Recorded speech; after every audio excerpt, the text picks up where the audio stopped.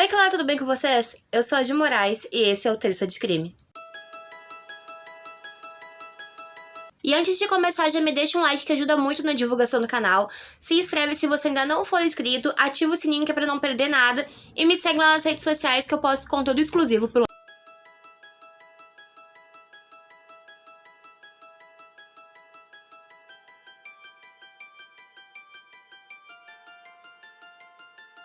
Richard Benjamin Speck nasceu no dia 6 de dezembro de 1941, na cidade de Kirkwood, em Illinois, nos Estados Unidos. Ele foi o sétimo de 8 filhos de Mary Margaret Cabot Speck e Benjamin Franklin Speck, e eles eram um casal muito religioso. Logo após o seu nascimento, a família se mudou para Monmouth, onde nasceu sua irmã mais nova, Caroline. Eles eram uma família simples. O pai do Richard trabalhava como empacotador na Western Stonewall, em Monmouth, e anteriormente havia trabalhado como fazendeiro e madeireiro. Richard era muito próximo do pai e considerava esse o seu herói, e ele faleceu com 53 anos de idade quando Richard tinha apenas 6 anos, em 1947, vítima de um ataque cardíaco. Robert, o irmão mais velho do Richard, faleceu em 1952, vítima de um acidente automobilístico quando ele tinha apenas 23 anos. Anos depois, a Mary, mãe do Richard, conheceu em uma viagem de trem para Chicago um corretor de seguros do Texas chamado Carl August Rudolph Lindenberg, que já tinha sido preso várias vezes por falsificação e por dirigir embriagado. Eles se casaram em 10 de maio de 1950. Depois do casamento, Richard e a Caroline ficaram com a irmã mais velha deles, a Sarah, e eles tinham uma grande diferença de idade, então a Sarah já era casada nessa época. E eles ficaram com ela para que o Richard pudesse terminar a segunda série. Depois disso, os dois se mudaram para a casa da mãe do padrasto, que ficava na zona rural de Santo, no Texas. Saindo dessa zona rural, então, eles foram morar no leste do Texas, e em 12 anos eles se mudaram para cerca de 10 casas diferentes, todas em bairros muito pobres. Após essa época, o Richard passou a se chamar Richard Benjamin Lindenberg, então ele adotou o sobrenome do padrasto. E o Lindenberg era completamente diferente do pai do Richard. Ele era muito violento, ele vivia bêbado. Ele batia no Richard e abusava psicologicamente dele com ameaças e insultos.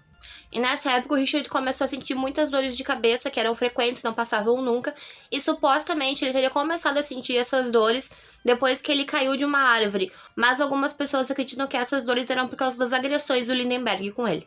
O Richard ia muito mal na escola porque ele tinha que usar óculos, mas ele se recusava a usar porque ele não gostava. E ele também não gostava de falar em público, então quando tinha que apresentar algum trabalho, alguma coisa na frente da turma inteira, ele não fazia. E isso resultou em ele reprovar diversas vezes na escola. Ele começou a beber aos 12 anos, então quando ele já tinha 15 anos era muito normal encontrar ele bêbado. E aos 13 anos ele foi preso pela primeira vez por invadir uma propriedade privada. Depois de ser solto, ele continuou praticando pequenos delitos e sendo preso várias vezes nos anos seguintes. E nessa época ele tatuou no braço a frase Born to Rise Hell, que significa em tradução livre, nascido para levantar o inferno. No outono de 1957, ele começou a 9ª série, mas reprovou em todas as matérias. Então, em 1958, ele decidiu largar a escola aos 16 anos. Em outubro de 1961, Richard conheceu Shirley Annette Maloney, de 15 anos. Nessa época, o Richard tinha 19 anos, e depois eles passaram 3 semanas juntos, ela engravidou, e eles se casaram em 19 de janeiro de 1962. Eles foram morar com a Caroline, que era a irmã mais nova do Richard, e com o marido dela.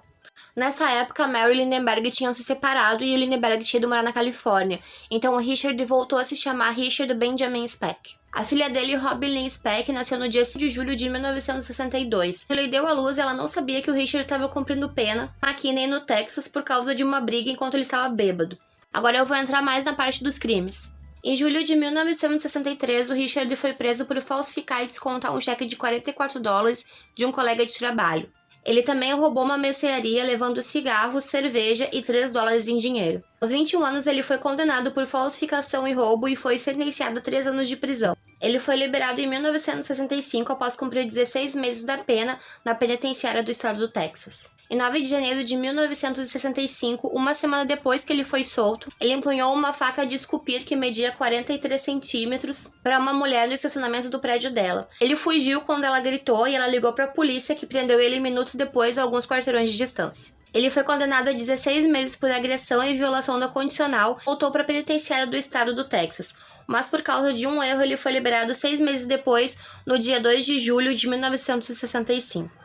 Após ser solto, ele trabalhou durante 3 meses como motorista de caminhão na empresa Patterson Meat Company. que é uma empresa que trabalha com carne processada por encomenda. Nesse tempo que ele trabalhou lá, ele teve 6 acidentes com caminhão e depois foi demitido por não comparecer ao trabalho. Nisso ele já estava separado da Sheila e ela disse que ela não aguentava mais a vida com ele, que ele a estuprava empunhando uma faca e obrigava ela a praticar sexo com ele 5 vezes por dia. Então ela pediu o divórcio e conseguiu a custódia total da filha deles. Em dezembro de 1965, a pedido da mãe dele, ele foi morar com uma mulher que precisava de alguém para tomar conta dos 3 filhos dela. Essa mulher tinha 29 anos e era uma ex-lutadora profissional e bartender do Ginny's Lounge, que é do bar preferido do Richard. Em janeiro de 1966, ele esfaqueou um homem durante uma luta de facas nesse bar. Foi acusado de agressão com agravante, mas a sua mãe contratou um advogado e conseguiu reduzir a acusação para perturbação da paz. Ele foi multado em $10 e foi preso 3 dias depois por não pagar a multa. Em 6 de março de 1966, ele assaltou uma mercearia, roubou 70 caixas de cigarros e usou o porta-malas do seu carro para vender esses cigarros no estacionamento da mesma mercearia. Depois disso, ele abandonou o carro, a polícia ligou esse carro até ele e emitiu um mandado de prisão por roubo. E essa seria a sua 42ª prisão, ou seja, ele já tinha sido preso 41 vezes e essa seria a prisão de número 42. Então, para isso não acontecer, a Carolyn colocou ele num ônibus e mandou ele para Chicago. Quando lá, ele ficou alguns dias com a irmã mais velha dele, que se chamava Marta. Depois ele foi para Malmalt, que era a cidade onde ele tinha crescido. Eu tô um pouco na dúvida quanto à pronúncia da cidade, porque tem um TH no final. Então eu não sei se é Marmouth ou se é Marmouth.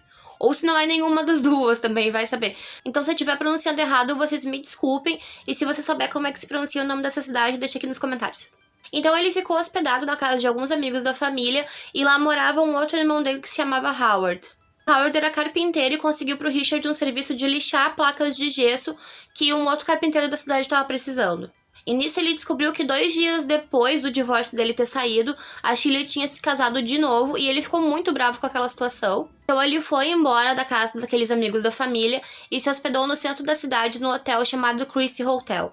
E lá ele passava a maior parte do tempo bebendo em bares. Durante uma viagem com amigos, ele teria sido detido pela polícia por ameaçar um homem no banheiro de um bar. Mas ele só foi detido ali na hora e depois foi solto, ele não chegou a ser preso. Em 3 de abril do mesmo ano, uma mulher de 65 anos chamada Virgil Harris foi até a polícia de Malmalt e contou que ela estava trabalhando de babá e quando ela voltou para casa, cerca de 1h da manhã, ela encontrou um homem branco de mais ou menos 1,80 m de altura e ela disse que ele falava de uma forma educada e que tinha um sotaque sulista. Ela contou que esse homem a amarrou, estuprou, saqueou sua casa e roubou $2,50 que ela havia ganho naquela noite como babá.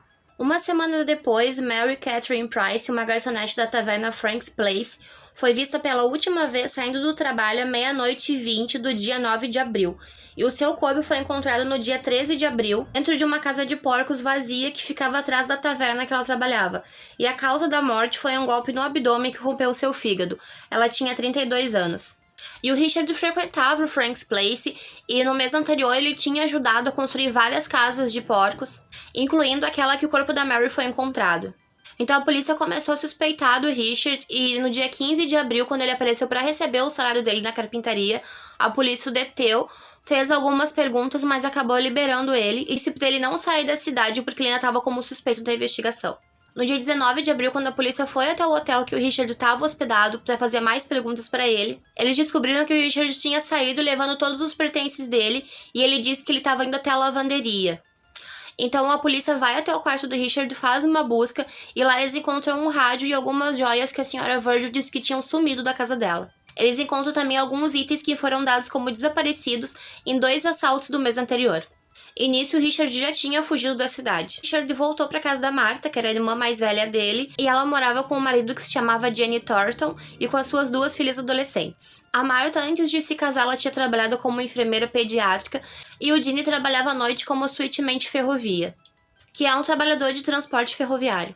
O Richard então contou pra eles que ele estava fugindo, que ele tinha sido obrigado a deixar a cidade, porque ele tinha se recusado a vender narcóticos. A Marta e o Jenny não acreditaram naquela história. Eles sabiam que o Richard provavelmente tinha fugido porque tinha aprontado alguma coisa. O Jenny já tinha servido na Marinha dos Estados Unidos, então ele achou que entrar pra Marinha Mercante ia fazer o Richard se endireitar.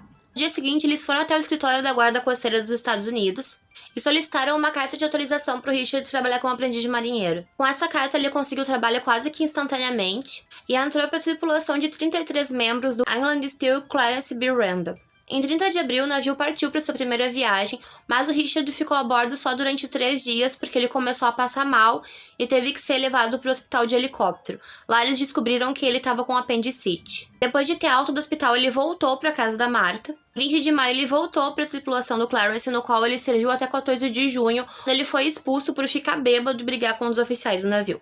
Ele ficou algum tempo num albergue e viajou de trem para Horton, no Michigan, para visitar Judy Lacaniemi, que era uma auxiliar de enfermagem de 28 anos que ele conheceu enquanto estava internado no hospital. Em 27 de junho, depois que a Judy deu a ele $80 para ele se sustentar até encontrar trabalho, ele voltou para casa da Martha. Então, no dia 30, ele levou o Richard até o salão de contratação da National Maritime Union, conhecida como NMU, que ficava no bairro Jeffrey Manor, em South Deering, em Chicago. Ele preenchesse uma papelada para poder voltar para a Marinha. Esse prédio ficava perto de algumas casas geminadas de 2 andares, onde moravam estudantes de enfermagem do South Chicago Community Hospital, e também enfermeiras filipinas que estavam fazendo intercâmbio nos Estados Unidos. Então, no dia 8 de julho de 1966, o Gene levou de novo o Richard até esse salão de contratação para ele pegar o cartão de marinheiro, e tinha aparecido uma vaga de trabalho para ele, mas ele acabou perdendo a vaga para um marinheiro mais experiente. Que o Gene e a Martha já não aguentavam mais aquela situação, então no dia 11 de julho, o Gene falou pro Richard fazer as malas, que ele ia levar ele até o centro do NMU. Largou o Richard lá e disse que quando o navio atracasse era para ele conseguir trabalho. Naquela noite, o Richard dormiu na pensão de uma mulher chamada Pauline. No dia seguinte, então, ele voltou para a sala de contratação da NMU, onde ele recebeu uma missão em um navio-tanque que ia partir de East Chicago, em Indiana, e isso dava cerca de 30 minutos de carro de onde o Richard estava. Quando ele chegou lá, ele descobriu que a vaga já tinha sido preenchida. Naquela noite, ele dormiu por ali mesmo, em uma casa que estava em construção. Isso aconteceu numa terça-feira, então na quarta, Martha e o Gene vão até ele de carro e estacionam o carro na frente da casa onde vivem esses estudantes de enfermagem. Richard entra no carro, eles conversam durante 30 minutos e o Gene e a Martha tentam convencer o Richard a voltar a procurar trabalho na Marinha. Então a Martha lhe dá $25. Ele vai de novo até a sala de contratação do NMU, fica lá esperando até 10h30, mas aí ele se irrita e vai embora. Ele caminha cerca de 2,5 km e faz check-in numa pensão chamada Shepherd Inn. Ele passa o dia todo bebendo num bar e é quando ele aborda uma mulher de 53 anos chamada Ella Man Hooper, que também tinha passado o dia todo bebendo no mesmo bar.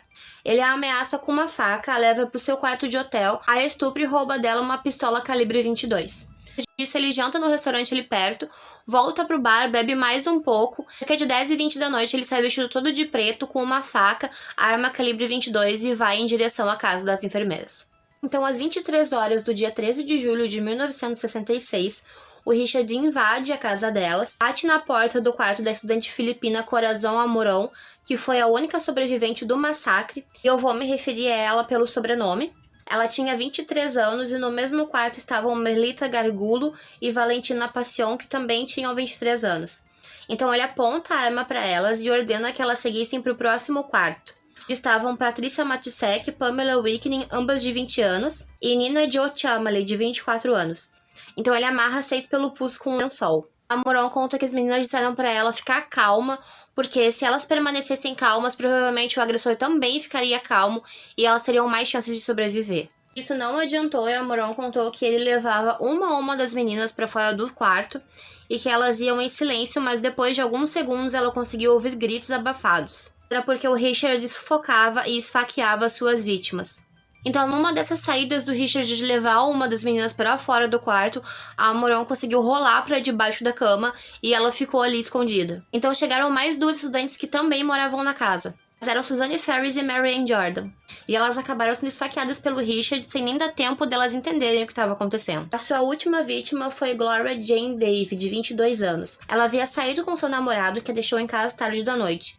Quando ela entrou, ela foi brutalmente estuprada antes de ser estrangulada até a morte. Com os estudantes que chegaram depois, o Richard ficou confuso em relação ao número de garotas que tinham lá. Provavelmente a Moron conseguiu escapar por causa disso, porque ele não se deu conta que faltava uma garota. Depois que o Richard foi embora, ela esperou até às 6 da manhã embaixo da cama, que foi quando ela se sentiu segura para conseguir sair dali. Ela pulou uma janela e correu pro meio da rua gritando: "Elas estão todas mortas, minhas amigas estão todas mortas. Ó Deus, eu sou a única viva." Ela foi parada pela polícia, então ela contou tudo o que tinha acontecido pra eles. Ela descreveu a aparência do Richard, que ele tinha tatuado no braço a frase "Born to Rise Hell". Policiais foram até a casa e, chegando lá, eles ficaram horrorizados com a brutalidade do crime. As garotas tinham sido assassinadas com frieza e brutalidade e tinha sangue para todos os lados. Os policiais encontraram impressões digitais na cena do crime e elas foram ligadas ao Richard. Então, na noite de 15 de junho, o Richard estava bebendo com um homem chamado Claude Lunsford. Estavam bebendo na escada de incêndio do Hotel Star. No dia seguinte, o Claude viu na TV um esboço da foto do assassino. E ele percebeu que era o Richard, então ele ligou para a polícia às 9h30 da noite para contar que eles estavam bebendo na noite anterior, só que a polícia não atendeu. Naquela mesma noite, o Richard tentou cometer suicídio e por volta de meia-noite a recepcionista do hotel chamou uma ambulância que levou o Richard para o hospital. Chegando lá, ele foi reconhecido por um médico de 25 anos que era residente em cirurgia chamado Leroy Smith. Ele tinha lido no jornal sobre o assassinato das enfermeiras que o assassino tinha tatuado a frase Born to Rise the Hell, que ele identificou sendo a mesma tatuagem no braço do Richard, então ele chamou a polícia e o Richard foi preso. E quando o Richard foi interrogado pela polícia, ele falou que ele estava bêbado, que ele tinha se drogado quando os assassinatos aconteceram, que ele não se lembrava de nada, ele não tinha lembranças de ter ido até a casa, não tinha lembranças de ter encontrado as garotas e muito menos tinha lembranças de ter matado elas. Então, um juiz da corte criminal chamado Herbert J. Paschen nomeou um painel imparcial para que eles averiguassem a sua sanidade no momento do crime. Então, seriam 3 médicos sugeridos pela defesa e 3 médicos selecionados pela promotoria, constituindo de 5 psiquiatras e um cirurgião geral. O relatório confidencial do painel considerou que o Richard era competente para ser julgado e concluiu que ele não era mentalmente instável na época dos assassinatos. Enquanto ele estava preso, ele participava de 2 sessões por semana com o psiquiatra Dr. Marvin Zipori. Ele diagnosticou o Richard com depressão, ansiedade e personalidade obsessiva compulsiva. Ele dizia que o Richard sentia muita culpa e vergonha e que ele amava profundamente a sua família, que ele via as mulheres como santo até que em algum momento da vida ele se sentiu traído por elas e isso fez ele desenvolver uma hostilidade em relação às mulheres. Que ele estava apto para ser julgado, mas que no momento do crime ele estava louco. O Dr. Zipori não testemunhou no julgamento porque eles descobriram que ele estava escrevendo um livro sobre a história do Richard e tanto a promotoria quanto a defesa achou que isso podia interferir na decisão do júri. O julgamento começou em 2 de abril de 1967 e o Richard alegava que não se lembrava de nada daquela noite. Ele foi reconhecido no tribunal pela Amoron, que apontou o dedo para ele, quase encostando no seu peito, e disse: "É este o homem". 12 dias depois, no dia 15 de abril de 1967, o júri considerou o Richard culpado das acusações e ele foi sentenciado à pena de morte. Mas em 1971, a sua pena mudou para prisão perpétua e o Richard tentou condicional várias vezes, mas sem sucesso. Ele foi encarcerado no Stateville Correctional Center em Illinois e lá ele era constantemente visto com bebida e drogas e dizia que não fazia diferença a punição por isso porque ele nunca sairia da cadeia. Ele era conhecido como Homem-Pássaro por cuidar de 2 pardais que sempre vinham na janela da sua cela. O Richard cumpriu 19 anos da sua sentença e faleceu no dia 5 de dezembro de 1991, um dia antes de completar 50 anos, e a causa da morte foi ataque cardíaco, que foi a mesma causa da morte do seu pai. E em 1996, 5 anos depois do falecimento do Richard, um advogado anônimo enviou para um canal de televisão um vídeo onde o Richard parecia vestindo uma roupa íntima feminina e ele parecia ter seios, que provavelmente foi por algum tratamento hormonal que ele deve ter feito dentro da cadeia, e também aparece tirando cocaína. Ele admite sim ter matado os estudantes, disse que ele se lembra de tudo e ele se gaba da força que ele precisou usar para estrangular elas, e ele diz não se arrepender de nada e não ter remorso nenhum. E ele só foi condenado pelo homicídio das estudantes, então o ataque que ele fez a senhora Virgil e o assassinato da Mary, ele nunca foi condenado por isso, então esses crimes estão em aberto até hoje. Bom, gente, esse foi o vídeo de hoje, eu espero que vocês tenham gostado. Eu tô pensando em toda terça-feira trazer um vídeo contando um caso criminal pra vocês, então se vocês tiverem sugestões, pode me deixar aqui nos comentários. Me conta também se você já tinha ouvido falar nessa história do Richard, se você já tinha ouvido falar sobre esse crime brutal. Não esquece de me deixar um like, se inscreve se você ainda não for inscrito, ativa as notificações, me segue nas redes sociais e a gente se vê no próximo vídeo.